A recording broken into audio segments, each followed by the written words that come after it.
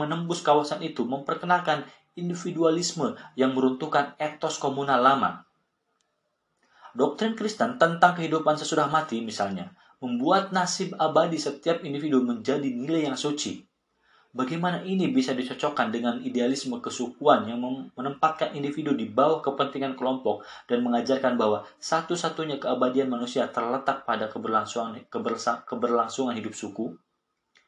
Muhammad adalah seorang jenius yang sangat luar biasa. Tatkala wafat pada tahun 632, dia telah berhasil menyatukan hampir semua suku Arab menjadi sebuah komunitas baru atau ummah. Dia telah mempersembahkan kepada orang-orang Arab sebuah spiritualitas yang secara unik sesuai dengan tradisi mereka dan yang membukakan kunci bagi sumber kekuatan yang besar. Sehingga dalam waktu 100 tahun, mereka telah mendirikan imperium sendiri yang luas membentang dari Himalaya hingga Pirenia dan membangun sebuah peradaban yang unik. Namun, ketika Muhammad duduk berdoa di gua kecil Hiro selama masa ibadahnya pada bulan Ramadan tahun 610, dia tidak membayangkan kesuksesan fenomena seperti itu. Sebagaimana kebanyakan orang Arab, Muhammad percaya bahwa Allah, Tuhan tertinggi dalam keyakinan Arab kuno yang namanya secara sederhana berarti Tuhan, identik dengan Tuhan yang disembah oleh orang-orang Yahudi dan Kristen. Dia juga percaya bahwa hanya seorang nabi dari Tuhan ini yang akan mampu memecahkan masalah masyarakatnya. Tetapi tak sedikit pun terbetik dalam pikirannya bahwa dirinya lah yang akan menjadi nabi itu.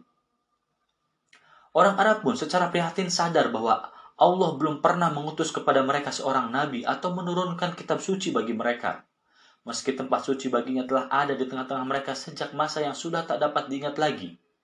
Pada abad ke-7, kebanyakan orang Arab percaya bahwa Ka'bah, bangunan sangat tua terbentuk kubus besar yang terletak di jantung Makkah, pada awalnya didirikan demi pengabdian kepada Allah. Walaupun pada saat itu, tempat tersebut diisi oleh Dewa Hubal orang Nabatea.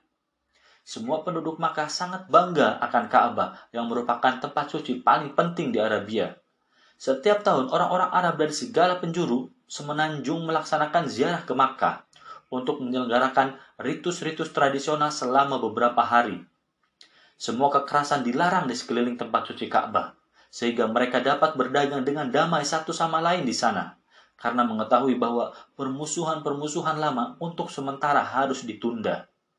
Kaum Quraisy menyadari bahwa tanpa tempat suci itu mereka tak akan meraih kesuksesan berniaga dan bahwa sebagian besar prestis mereka di kalangan suku-suku bergantung pada penjagaan terhadap Ka'bah dan pada pelestarian kesuciannya yang ada di bawah tanggung jawab mereka. Namun, meski Allah jelas-jelas telah mengistimewakan kaum Quraisy untuk tugas ini, Dia tidak pernah mengirim kepada mereka seorang utusan seperti Ibrahim, Musa, atau Isa, dan orang Arab tak memiliki kitab suci dalam bahasa mereka sendiri. Oleh karena itu, tersebar luas rasa inferioritas spiritual di antara mereka. Orang Yahudi dan Kristen, mitra dagang yang sering berhubungan dengan orang-orang Arab, acap mencela mereka sebagai orang barbar yang tidak memperoleh wahyu dari Tuhan. Orang Arab merasakan campuran rasa benci dan hormat kepada orang-orang yang memiliki pengetahuan yang tak mereka punyai ini. Yudaisme dan Kristen tidak mendapat banyak kemajuan di kawasan itu, meskipun orang Arab mengakui bahwa bentuk agama yang progresif ini sebenarnya lebih unggul daripada paganisme tradisional mereka. Ada beberapa suku Yahudi yang tidak jelas asal-usulnya di pemukiman Yasrib, kemudian menjadi Madinah, dan Fadak, hingga ke utara Makkah, serta beberapa suku utara di perbatasan antara Imperium Persia dan Bizantium yang telah beralih menganut aliran monofisit atau Kristen Nestorian. Akan tetapi, orang Wadui sangat independen.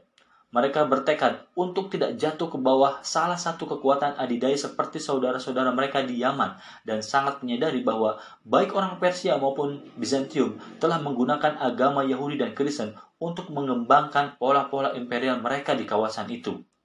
Mereka barangkali juga menyadari secara instingtif bahwa mereka telah mengalami dislokasi kultural yang cukup parah seiring erosi tradisi-tradisi mereka sendiri.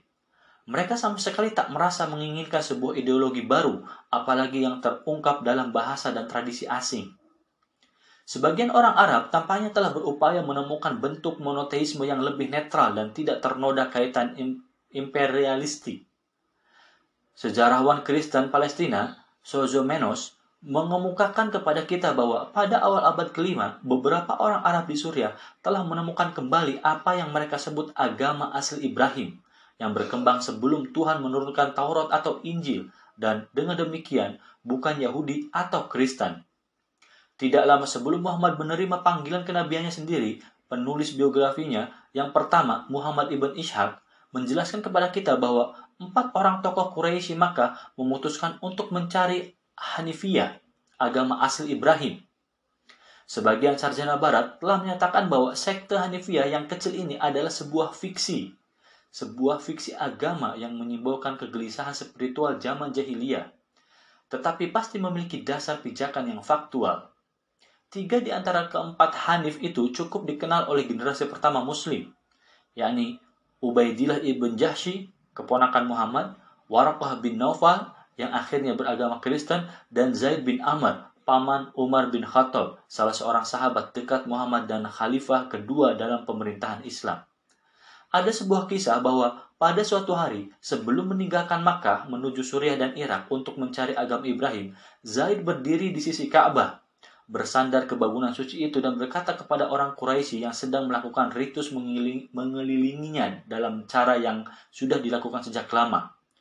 Wahai Quraisy, demi yang jiwa Zaid berada di tangannya, tak ada seorang pun dari kalian yang mengikuti agama Ibrahim kecuali aku. Kemudian dengan sedih dia menambahkan, ya Tuhan, andaikan aku tahu bagaimana engkau ingin disembah, niscaya aku akan menyembahmu dengan cara itu. Namun aku tidak tahu. Kerinduan Zaid terhadap wahyu ilahi akhirnya terpenuhi di Gua Hira. Pada tahun 610 di malam ke-17 bulan Ramadan, tatkala Muhammad dibangunkan dari tidur dan merasakan dirinya didekap oleh kehadiran ilahiyah yang dahsyat. Belakangan, dia menceritakan pengalaman luar biasa ini dalam istilah-istilah khas Arab. Dia berkata bahwa satu malaikat menampakkan diri kepadanya dan memberinya sebuah perintah singkat, bacalah, Iqra. Seperti halnya nabi-nabi Ibrani yang sering merasa berat mengucapkan firman Tuhan, Muhammad menolak dan memprotes, Aku bukan seorang pembaca. Dia bukanlah seorang kahin, seorang peramal eksatik Arab yang mengaku fasih membaca nubuat-nubuat yang diilhamkan. Akan tetapi, Muhammad berkata, malaikat itu kemudian mendekapnya semakin kuat, sehingga dia merasa seolah-olah napasnya akan meninggalkan tubuhnya. Persis pada saat Muhammad merasa seakan tak mampu lagi bertahan, malaikat itu melepaskannya dan kembali memerintahkan, bacalah, Iqra.